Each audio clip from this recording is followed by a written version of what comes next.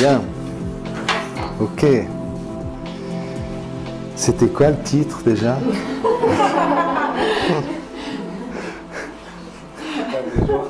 Hypnose humaniste et spirituelle. Ok.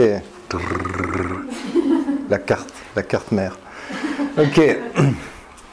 Alors, tout d'abord, bienvenue aux nouvelles arrivées.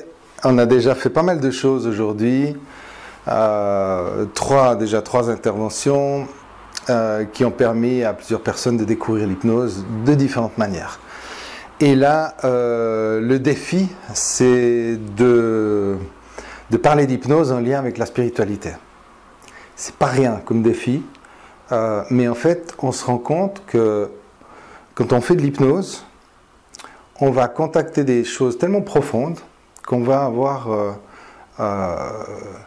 naturellement le lien à soi qui se crée et qui se concrétise, on va dire, qui devient plus précis, qui devient plus réel. Et quand on se relie à soi, on se dit, mais qui suis-je? C'est quoi ce truc que je contacte là? Ce truc qui est extrêmement paisible, qui va toujours bien, qui est au-dessus des problèmes. Enfin, au-dessus, il est dedans, il est partout, qui est partout en fait. Hein, mais qui est en tout cas pas accroché au problème, qui n'est pas aspiré dedans. Et ça, c'est ce qu'on contacte quand on fait de l'hypnose, en tout cas quand on fait une certaine hypnose ou une certaine quantité d'hypnose et qu'on va chercher les ressources, on se rend compte qu'on a toujours des ressources. On a toujours la ressource de la solution. On se dit, c'est incroyable, j'ai une mine de ressources. Ça vient d'où ce truc-là, hein? Et donc on est de plus en plus proche de soi, on devient de plus en plus son meilleur ami, finalement. Puis on se dit, mais c'est qui ce meilleur ami qui est à l'intérieur de moi? Et en même temps, en se disant qu'il est à l'intérieur de moi, on se rend compte qu'il n'est pas seulement à l'intérieur, mais qu'il est aussi à l'extérieur. Et que finalement, si on implose complètement, on finit par exploser. C'est l'image qui me vient maintenant. C'est comme si, au cœur de soi, il y avait une étoile, un soleil qui brille, un diamant, j'en sais rien, et que quand on s'approche de ce truc, on voit comme un petit passage au centre, comme une porte. Et si on va de l'autre côté, on arrive dans, waouh, l'univers. C'est ma perception des choses, évidemment, chacun a la sienne. Mais c'est très intéressant d'observer que plus on va vers soi, plus on s'introvertit quelque part, plus on prend conscience qu'on est en lien avec l'univers. Et donc là, on est dans un grand paradoxe de la conscience, c'est que, comme tout est dans tout, quand on va chercher à l'intérieur, on trouve le tout. On peut faire l'inverse, aller chercher à l'extérieur et trouver son intérieur à l'extérieur. C'est pareil. Puisque tout est dans tout, je suis partout, vous aussi, je vous rassure, et tout est en moi. Alors ça, c'est un peu l'élément de base, on va dire. Et on va voir comment ça peut se déployer. Alors, j'ai choisi ce titre, Hypnose humaniste et spirituelle, pour plusieurs raisons. D'abord, je n'ai pas fait exprès. Et puis après, je me suis dit, ouais, c'est bien, ça sonne bien. Puis après, je me suis dit, ouais, c'est vraiment ça que je sens. Hein. Alors, il y a une hypnose humaniste très, comment on va dire, labellisée. C'est l'hypnose d'Olivier Leckert, qui a appelé son hypnose comme ça, hypnose humaniste. C'est pas à celle-ci que je me réfère, pour ne pas l'avoir étudiée très profondément d'ailleurs. Mais ce qui est spécifique, si je ne me trompe pas, dans cette hypnose qu'apporte Olivier Leckert, c'est l'absence de dissociation. On ne va pas chercher à se dissocier, comme on le fait dans l'hypnose ericksonienne ou dans les hypnoses habituelles, les autres hypnoses. Justement parce qu'on ne peut pas se dissocier puisqu'on est tout. Alors je ne sais pas si c'est son approche, mais moi c'est ce que je comprends. On peut se dissocier de rien. On n'est jamais dissocié. Mais je reste... c'est clair, dissocié ou pas? Dissocié, associé, hein? Peut-être on peut l'expliquer un petit peu, ok? Simplement, on est associé à une expérience où on la voit de l'extérieur. Hein? Généralement, quand on a... Pardon? Oui, c'est bien de... Oui, de l'expliquer un petit peu. Quand on est dans une expérience forte, souvent c'est des expériences pénibles, mais ça peut être une expérience merveilleuse aussi, on a tendance à s'associer, c'est-à-dire à oublier qu'on est le tout, on est l'expérience. Et c'est malheureusement le cas lorsqu'on a des problèmes. Quand on a un problème, on va être hypnotisé par son problème, on va être aspiré dans le problème, et on va donc s'associer au problème. Et ça fait du bien de se dissocier du problème, c'est-à-dire de prendre du recul, comme on dit parfois, ou de prendre de la hauteur, pour voir les choses un peu de l'extérieur. En fait, on n'est jamais dissocié, donc on n'est jamais non plus associé. Finalement, associé, dissocié, c'est des polarités. Si on enlève une, on enlève l'autre aussi. Donc, je trouve que c'est intéressant, même si c'est des astuces mentales, ça reste intéressant de faire l'exercice de se dissocier, de faire comme si on se dissociait pour voir les choses d'une autre manière. Ma maman me disait, quand j'avais un souci et que je me confiais, puis qu'elle ne voyait pas trop comment me soutenir, elle me disait, et si tu étais ton meilleur ami, qu'est-ce que tu te conseillerais? Ça, c'est de la dissociation. Imagine que tu es quelqu'un d'autre, tu regardes le problème depuis dehors, qu'est-ce que tu te conseillerais? Donc le phénomène association, dissociation est intéressant, mais c'est une illusion. On est toujours associé à tout. Mais, et c'est là où ça devient spirituel, le fait même de considérer que je peux être un être spirituel sous-entend que je pense ne pas en être un. Comment expliquer ça? Le jeu de la vie, on pourrait dire, la condition humaine, l'incarnation humaine, elle est soumise à l'illusion de l'identité. On a besoin de croire qu'on existe en tant qu'être séparé du reste. Sinon, on ne peut pas être dans ce jeu d'interaction. Et quand on vient au monde, on vient faire l'expérience de la limitation et de la séparation. C'est le jeu de la vie. Évidemment que tout ce que je vous propose ici, c'est mon avis, c'est pas une vérité. C'est juste la mienne que je vous propose. Et je vous invite cordialement à me couper ou interagir durant cette petite présentation. Donc, je viens au monde avec quelque part une intention d'expérimenter l'unicité, l'identité, et donc la séparation du reste. Je vais mettre en place une croyance que je ne suis pas Roberto, je ne suis pas Suzanne, etc. Je suis moi. Ça, c'est l'identité. Cette identité, elle change tout le temps. Elle change au cours du temps. L'identité est composée de 3 étages. Il y a le corps, ce qu'on pourrait appeler le cœur, c'est-à-dire les émotions, les sentiments qu'on construit sur les émotions, et le mental, donc les pensées. Ces 3 choses forment l'identité. Et cette identité change tout le temps. La première chose qu'on peut observer changer, c'est le corps. Quand on est bébé, enfant, ado, jeune adulte, adulte, puis après on vieillit, etc. Donc on voit bien comment le corps change. Les émotions, les sentiments, notre manière de ressentir les choses change aussi. Et évidemment, nos pensées suivent le mouvement. Ça change également. Cette identité, donc ce fameux moi pour qui je me prends, n'arrête pas de changer. Ce n'est pas une valeur stable, l'identité. Ce pour qui je me prends. Et c'est d'ailleurs la base de la thérapie. Si on était stable, on ne pourrait pas aller mieux. On ne pourrait pas faire de changement. Donc, on a besoin d'une condition instable l'identité, la condition humaine, pour expérimenter quelque chose. Faire une expérience. C'est-à-dire une expérience, c'est-à-dire quelque chose d'inconnu, quelque chose qui nous échappe. Et on pourrait être tenté de dire au-dessus de ça, mais c'est plutôt autour, à l'intérieur et un peu partout, il y a ce qu'on peut appeler l'âme.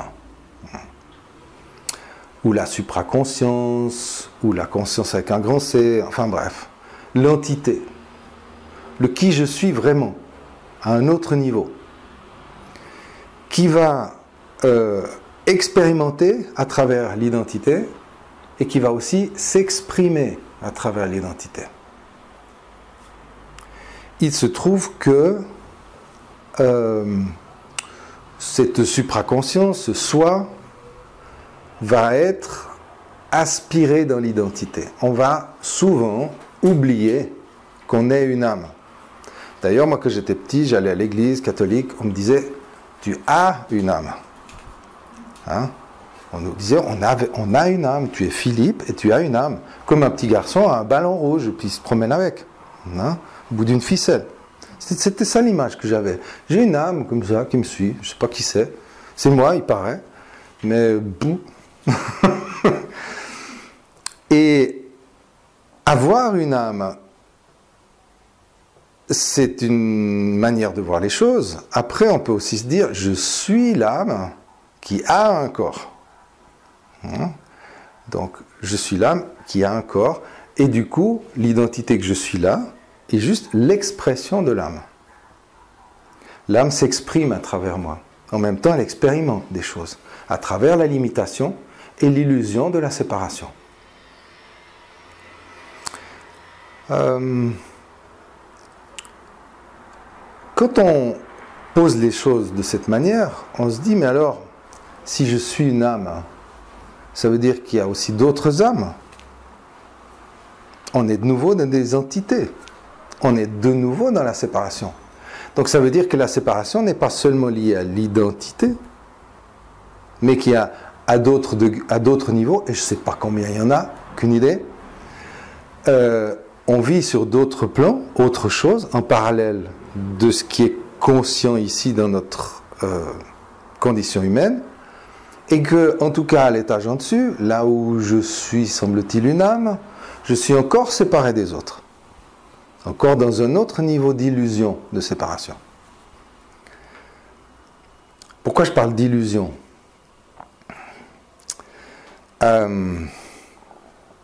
D'abord, on n'a rien pu prouver. On ne peut pas prouver que l'univers existe vraiment. On peut sentir des choses. Si je sens le mur, ou je sens ma tête, voilà, je peux sentir le sol, le poids du corps. C'est des perceptions. C'est des perceptions qui sont liées à l'univers physique. L'univers physique est composé de 3 éléments. La matière. La matière existe dans un espace à travers le temps. Si on enlève un de ces éléments, les 2 autres disparaissent. S'il n'y a pas de temps, du coup, il n'y a plus de matière ni d'espace, etc. Et Einstein a été bien inspiré de relativiser le temps, parce que ça veut dire qu'il relativise aussi le reste. Tout ceci est une sorte d'hologramme dans lequel on expérimente l'illusion de la séparation. Et c'est cool, parce qu'on peut manger des gâteaux, et puis faire des trucs comme ça, c'est sympa. Partir en vacances, c'est cool. On vit aussi des trucs moins cool, mais tout aussi intéressants. Et on arrive là à une perception ou des considérations un peu philosophiques, un peu, même carrément philosophiques. À quoi ça sert? Pourquoi il y a tout ça? Et là, j'aimerais faire une petite référence à un livre que j'ai lu il y a bientôt 30 ans et qui m'avait beaucoup marqué, qui s'appelle « Conversation avec Dieu ». Si vous n'avez jamais lu ça, ça peut vous intéresser, de Neale Donald Walsch. Et dans ce bouquin, il y a une phrase qui m'est restée et qui dit ceci. En l'absence de ce qui n'est pas, ce qui est n'est pas. Je vais la redire, parce que la première fois, on se dit, attends, qu'est-ce qu'il raconte? Donc, une chose ne peut pas exister sans son contraire. Une chose ne peut pas exister toute seule.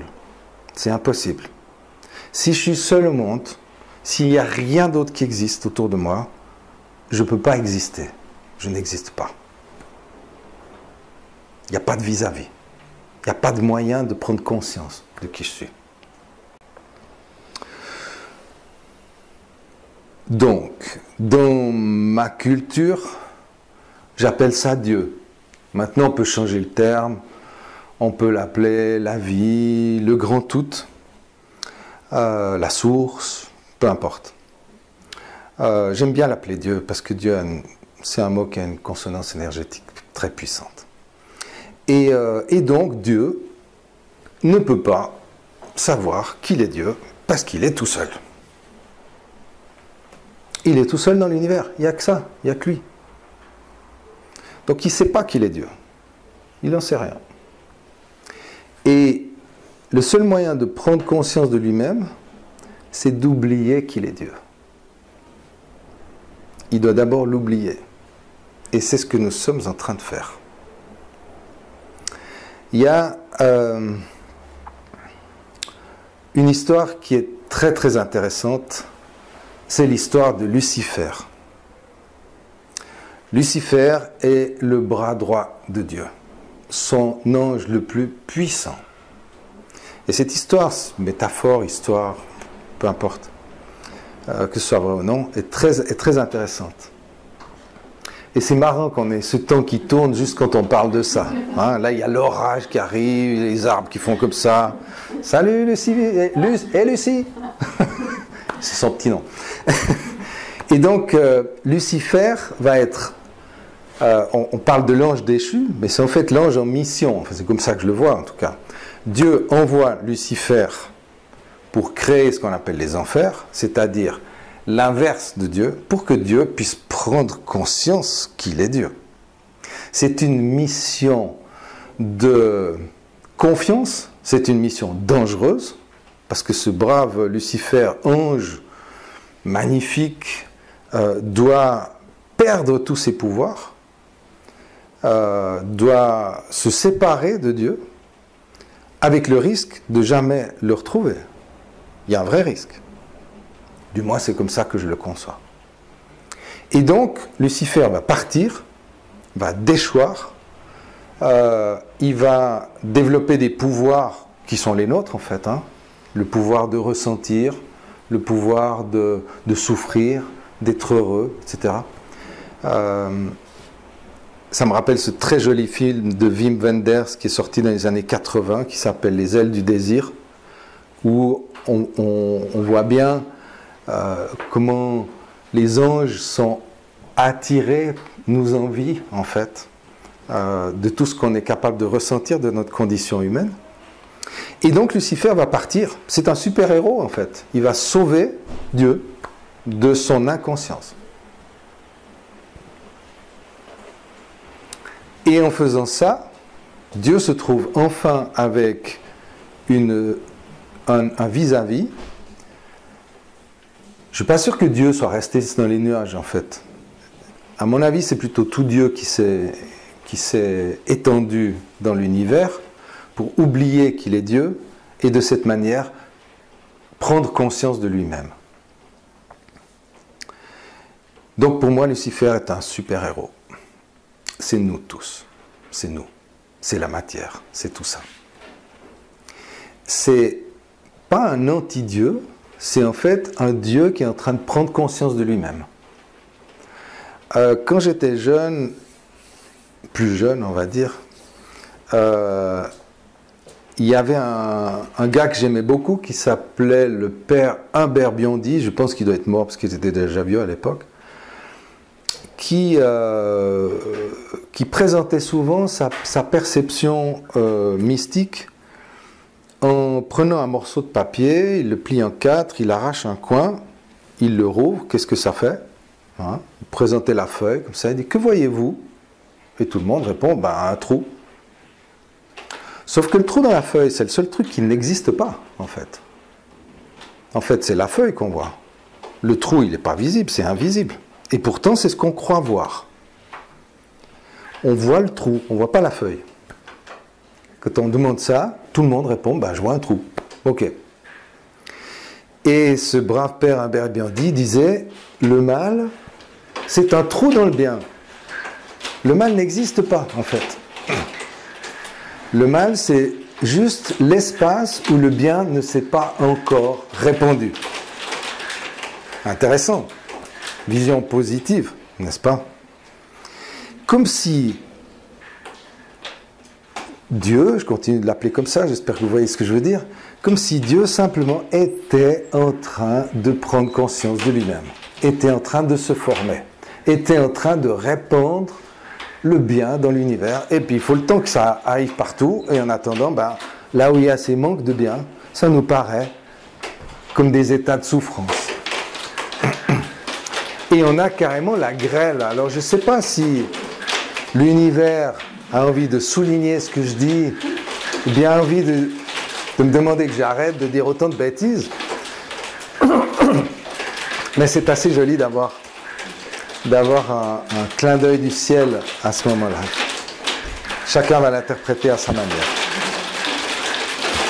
Bon, je peux parler encore, mais...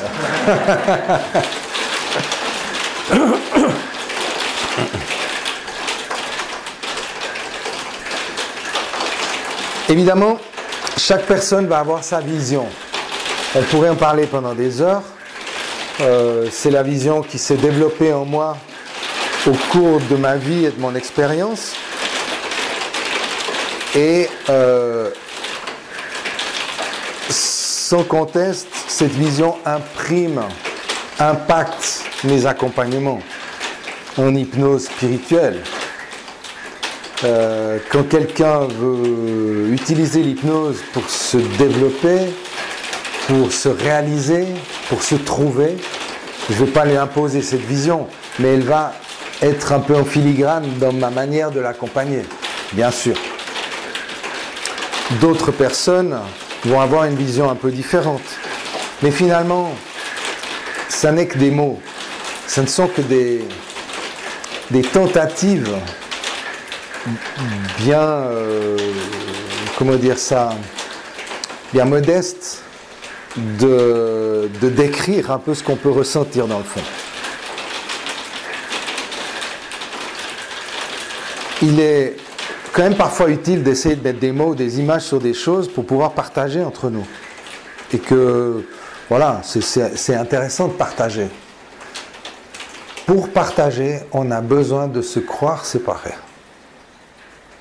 On a besoin de rester dans l'illusion qu'on est séparés pour pouvoir partager. On est dans l'illusion qu'il y a une distance entre les choses, entre les gens, qu'il y a une distance entre le Philippe ado et le Philippe d'aujourd'hui. On a besoin d'avoir ça pour pouvoir comparer et partager, pour expérimenter les choses. Néanmoins, quand on se branche sur le cœur de soi, on va trouver un espace silencieux dans lequel il n'y a plus de concept. J'ai eu plusieurs formations d'hypnose dans différents types d'hypnose, types d'approche hypnotique, et notamment une d'entre elles qui est l'école du zéro mental et qui relie des techniques hypnotiques et des techniques méditatives. Et en reliant ces deux choses, on se rend compte qu'on peut, à un moment donné, sortir du mental, sortir de l'inconscient, du subconscient, et atteindre un espace d'une profondeur et d'une sérénité absolue, on peut le dire, mais je vous rassure tout de suite, ça dure qu'un quart de seconde, ou une demi-seconde. Mais c'est déjà incroyable, juste de sentir ça, juste un instant. Parce que ça, c'est une expérience personnelle du tout, on pourrait dire. il y a des gens qui passent des années de méditation dans l'espoir d'atteindre cet état. Certains y arrivent, beaucoup n'y arrivent pas. Et je ne dis pas qu'on y arrive comme ça en un claquement de doigts, mais il y a aujourd'hui des techniques, des méthodes, des approches, des angles de compréhension qui permettent d'y arriver plus facilement et plus efficacement que des techniques qui sont très bien d'ailleurs, plus traditionnelles, plus ancestrales, et qui sont empreintes de leur temps, où on avait le temps, on prenait le temps, peut-être toute une vie pour trouver un trèfle à 4 feuilles. Et aujourd'hui, on a d'autres outils, d'autres moyens, pas parce qu'on est plus malin qu'avant, ni qu'on soit tellement plus développé, mais simplement que le monde évolue, l'humanité évolue. On atteint des nouveaux états de conscience qui amènent à de nouvelles techniques. Alors je trouve assez intéressant de pouvoir se nourrir de techniques traditionnelles, techniques, quand je dis techniques, philosophie, approche, perception, compréhension des choses. Pour ma part, j'ai pas mal étudié dans le bouddhisme, le tantra, le tao, plus spécifiquement, et dans le mysticisme chrétien, parce que j'ai pas fait qu'aller à l'église, je me suis intéressé vraiment aux mystiques. Et les mystiques sont les mêmes partout, et ils donnent tous le même message. C'est un message d'universalité totale, de se fondre dans le tout. Ça veut dire quoi, se fondre dans le tout? Se fondre, c'est un terme, c'est un sacré terme. Hein. Se fondre dans le tout, c'est abandonner son identité. Là, franchement, je vais peut-être manger encore un bout de gâteau avant de faire ça. Parce que je suis attaché à mon identité, j'ai pas envie de la lâcher. Même si, en tout cas pour l'instant, même si l'idée d'être tout est assez plaisante, ça fout un peu les boules quand même. Et puis on n'est pas si mal ici, il y a plein de plaisirs, il y a plein de défis, il y a plein de choses extraordinaires et d'échanges. Donc, cette incarnation humaine, cet état lié à l'identité, il est souvent vu comme un piège dont il faudrait sortir pour rejoindre Dieu, le paradis, le nirvana ou que sais-je. Hein? Et si c'était ça, le paradis?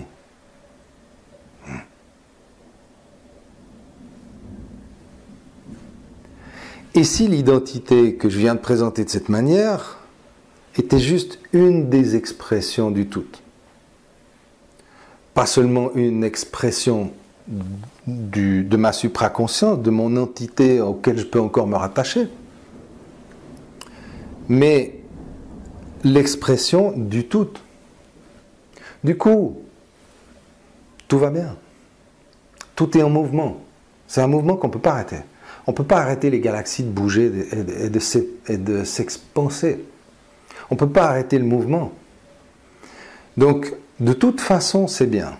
Après, au niveau individuel, dès le moment que je me resépare du tout, et puis que je me dis non, je suis Philippe, et je tiens, j'ai mon ego, j'ai toutes ces choses, j'ai envie de faire des choses, etc. J'ai envie de gagner, j'ai envie de bien vivre. Et c'est légitime, en tant qu'identité. Mais tous les mystiques vont vers ce dépouillement de l'identité, jusqu'à ce qu'on appelle l'éveil. Là, on est, je pense, en pleine spiritualité. Qu'est-ce que l'hypnose apporte là-dedans? L'hypnose va permettre, dans un premier temps, comme je le disais au tout début, de se relier à soi. Comme un peu de régler les grosses crottes qui sont collées sur soi, n'est-ce pas? On va d'abord enlever les gros trucs, et l'hypnose est très très utile pour ça. Et quand on a réglé tous nos problèmes et qu'on va bien, on dit, mais qu'est-ce que je vais faire maintenant que tout va bien? J'ai plus de problèmes à régler. Alors je vais me lancer des défis, tiens, on va faire ça, on va être créatif, je pourrais refaire de la sculpture, tiens, Et on peut continuer à faire des défis, continuer indéfiniment à se lancer des défis qui sont identitaires, liés à la condition, à cette identité. Combien de temps on va faire ça? On peut faire ça pendant l'éternité. Peut-être que c'est ça le paradis. Je ne sais pas. Je n'ai pas de réponse à ça. Ce que je sais, enfin ce que je crois, ce que je sens, ce que je perçois, c'est que le lien à la spiritualité, quel qu'il soit, qu'on croit avoir une âme qui se réincarne et qui perpétue un mouvement, etc., qu'on croit à des esprits, qu'on ressente des esprits, parce que tout ça existe, parce que tout ça sont des réalités. Tout est réel, rien ne l'est. Tout est illusion de ce Dieu, je mets des guillemets, qui prend conscience de lui-même et qui s'expand dans l'univers. Évidemment, c'est un rythme assez lent par rapport à notre échelle de temps, mais il a le temps. On a le temps. En tant qu'individu, je n'ai pas beaucoup de temps. Parce que je suis limité à une durée, à une matière, à un espace. Mais je ne suis pas qu'un individu. Je suis aussi dépositaire de la conscience totale. Comme vous, hein, comme tout le monde. Comme toute chose même. Dans chaque atome, on a tout l'univers qui résonne, qui vibre. Et il y a des scientifiques actuellement, en physique quantique notamment, qui font des percées de compréhension au sujet de l'univers et de l'interconnexion qu'il y a entre tous les atomes de l'univers, qui permettent d'expliquer aussi, ou de mieux comprendre, ou d'aborder différemment certains points un peu nébuleux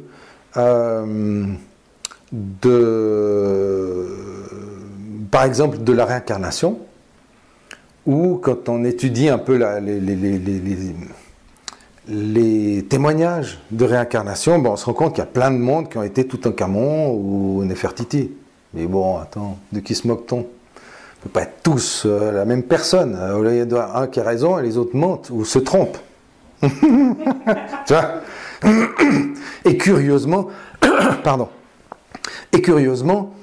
on est plus facilement un roi ou une reine que celui qui récure l'écurie. Je ne sais pas pourquoi. Donc, finalement, peu importe. Ce que je crois, moi, c'est qu'en tout cas, cette identité qui fait le Philippe d'aujourd'hui, qui vous parle, l'identité qui fait les personnes qui sont en train de m'écouter, ça n'aura lieu qu'une fois. C'est dans la matière, donc dans le temps. Et ça n'a lieu qu'une fois. Maintenant,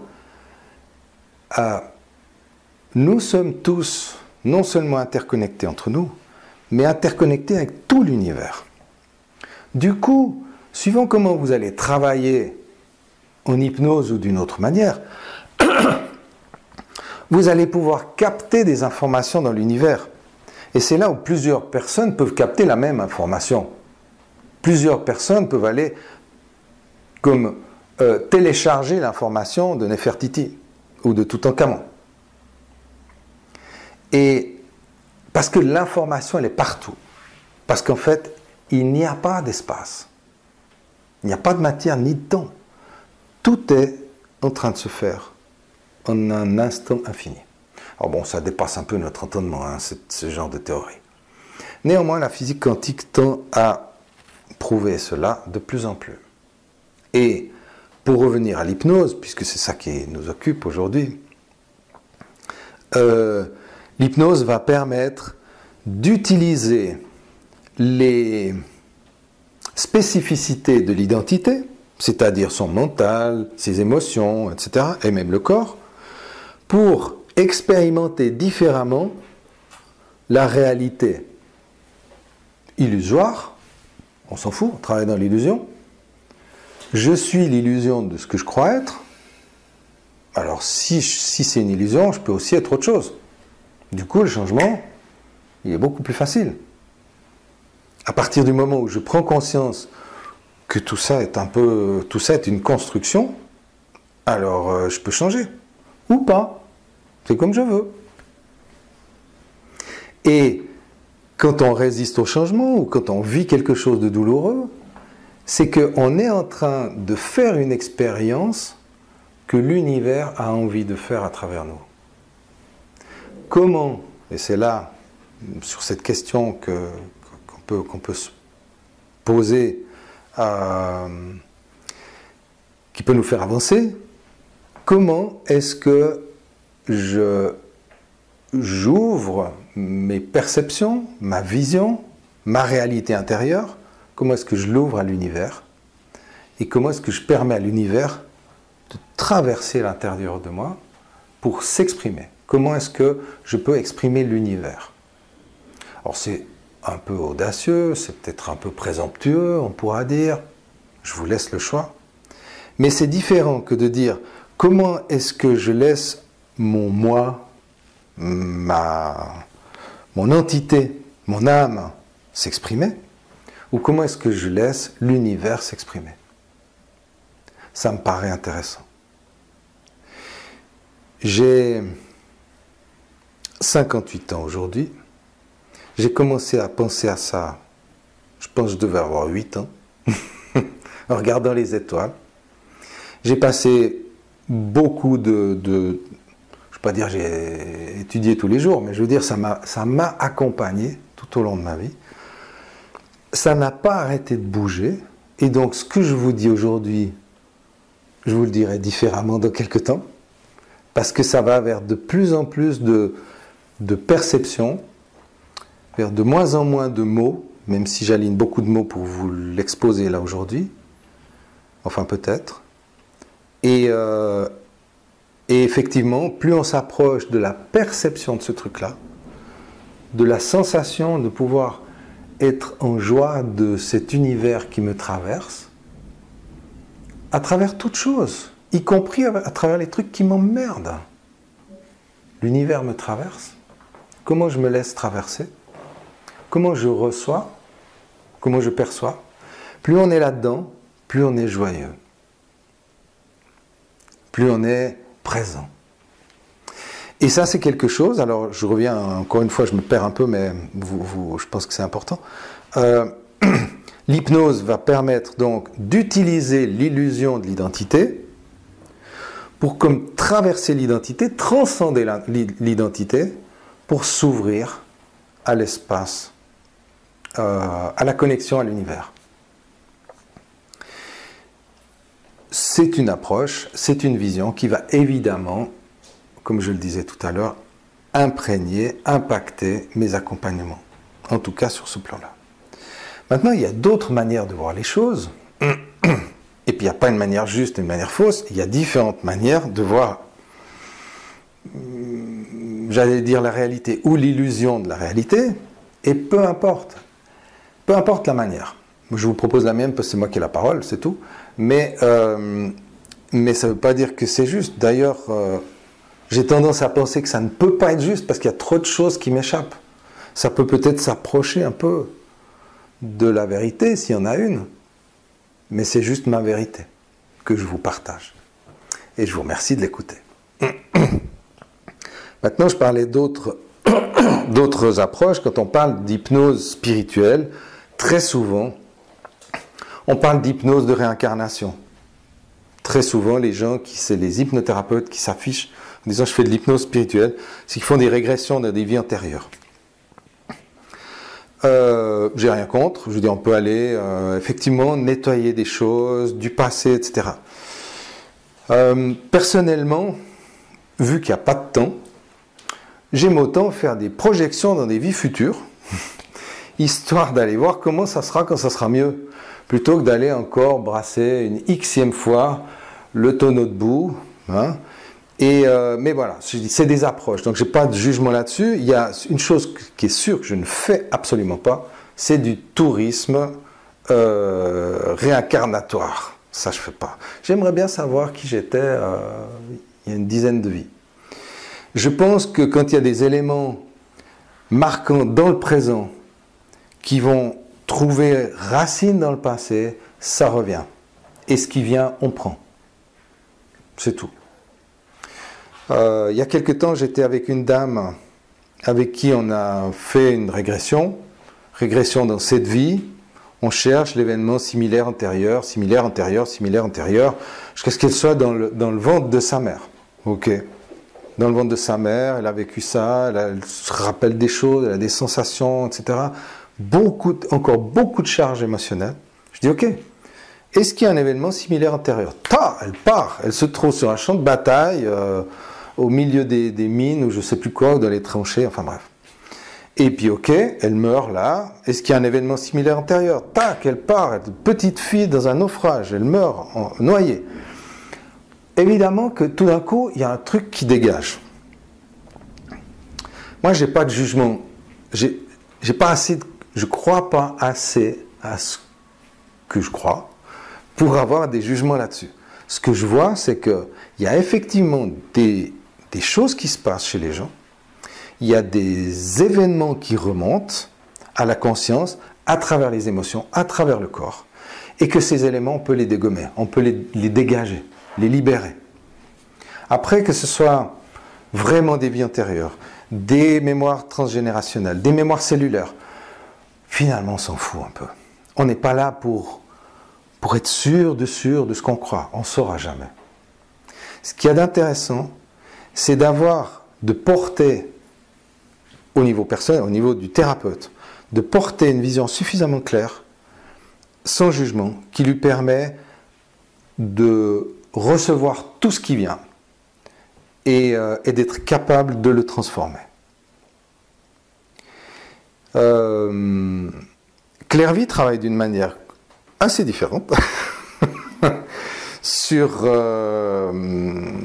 les aspects spirituels, puisqu'elle a fait beaucoup de chamanisme, donc elle a une vision, je crois, je n'ai pas tout compris forcément, parce que je ne suis pas dans sa tête, mais une vision avec un peu plus des ressources d'entités, des entités bienfaisantes, etc., les anges, etc. Tu voudrais en dire quelques mots? Tu as envie de donner un peu ta... C'est bien là-bas ce que tu fais. Ok, d'accord. Donc je ne veux pas parler à ta place, mais je vais pas parler pour toi, mais je vais parler pour d'autres personnes. Je connais d'autres personnes qui travaillent avec des entités. Effectivement, travaillent avec des entités, c'est-à-dire qu'ils sont capables d'aller libérer une entité qui est un fantôme dans une maison, par exemple. On appelle ça un fantôme, c'est un fantôme. Hein. Donc une entité qui n'arrive pas à quitter l'endroit. Tout à l'heure, on parlait avec une personne dont la sœur, depuis que la mère est morte, va pas bien, elle a des visions, elle voit sa mère partout, donc sa mère qui est morte. Hein.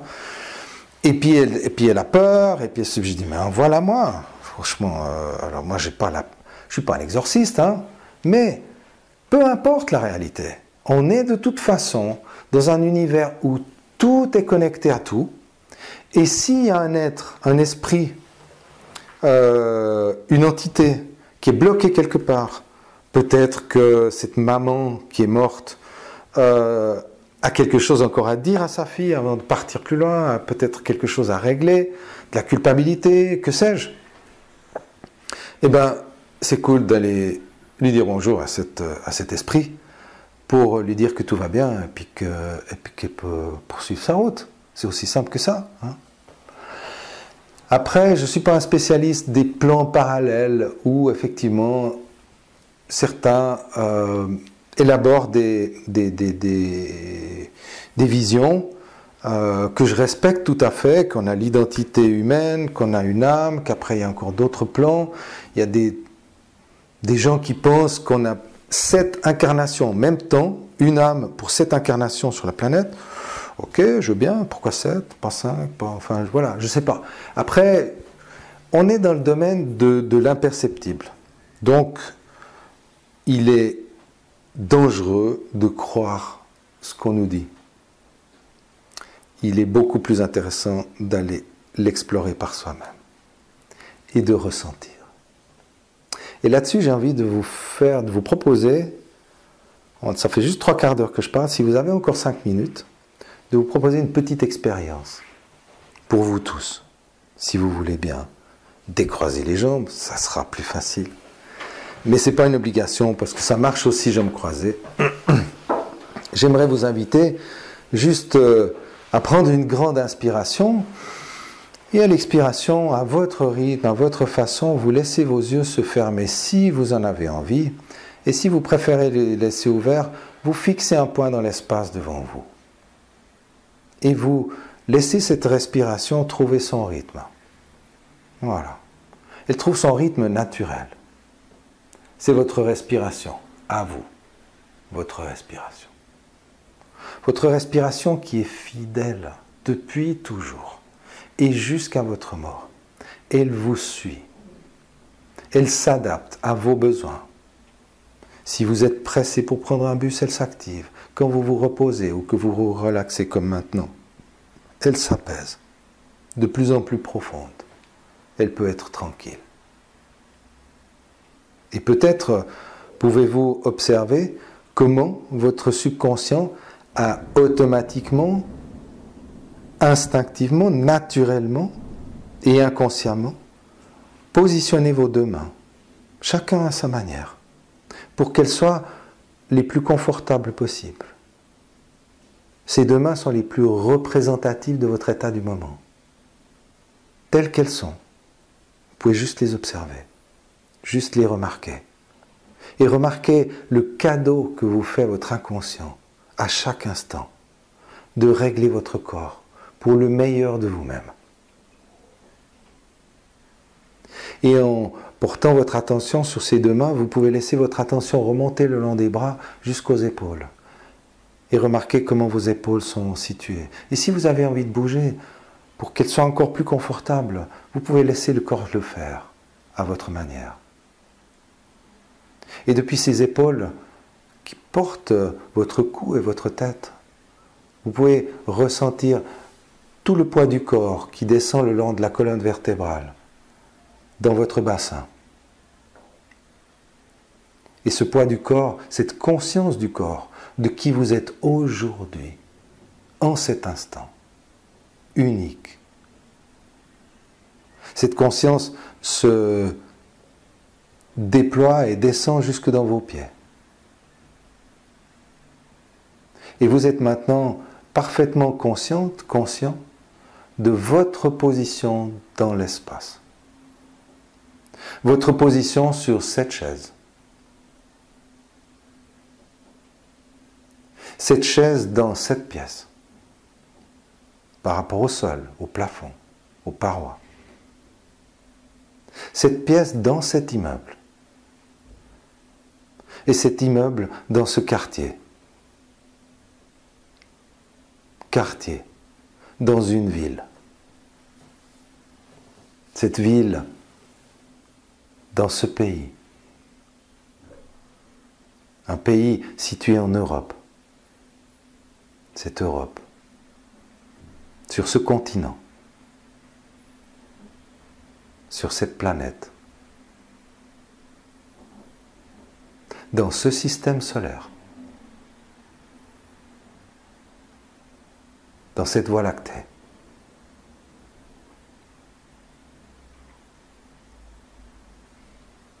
En bordure de cette galaxie. Au milieu d'autres galaxies.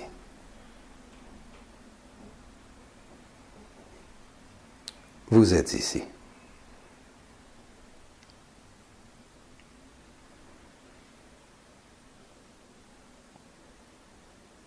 Soyez les bienvenus.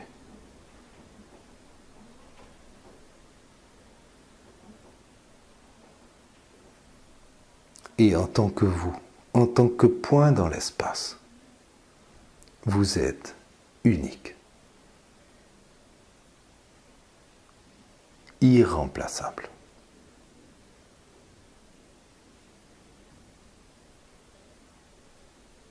Il n'y a jamais eu quelqu'un comme vous.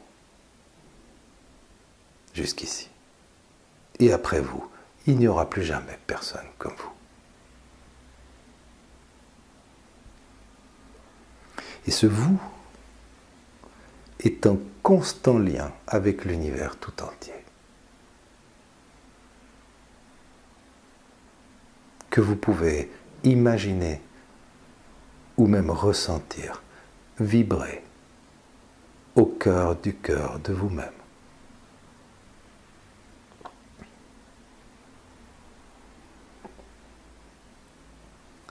Quelle couleur a votre univers intérieur? Je ne sais pas.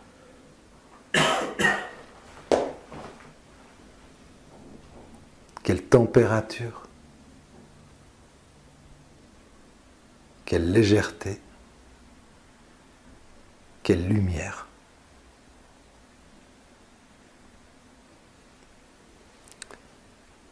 Que cela vous anime toujours.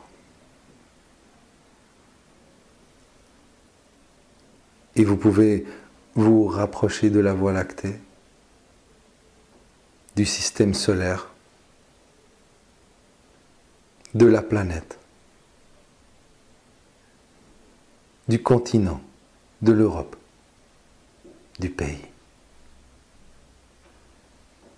de cette ville, de ce quartier fort sympathique, de cet immeuble, et repensez à cet escalier que vous avez monté tout à l'heure, pour retrouver votre corps ici, sur cette chaise, dans ce fauteuil. Et quand vous le sentez, prendre une grande inspiration et revenir ici et maintenant.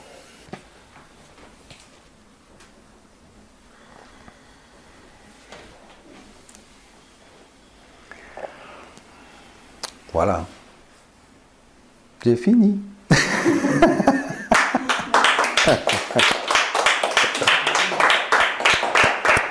On n'a jamais fini de parler de ce sujet, mais voilà. Un résumé de ce que j'avais envie de vous communiquer. Soyez les bienvenus. S'il y a une question ou autre chose ou qu'on a envie de partager, c'est aussi possible. Il est déjà 6 heures ou presque. Donc je ne veux pas trop allonger. S'il y a des gens qui veulent partir ou faire d'autres choses, on peut aussi papoter en prenant un café ou c'est l'heure de l'apéro là presque. Faut profiter d'être des identités incarnées pour les plaisirs terrestres. Merci beaucoup. Merci.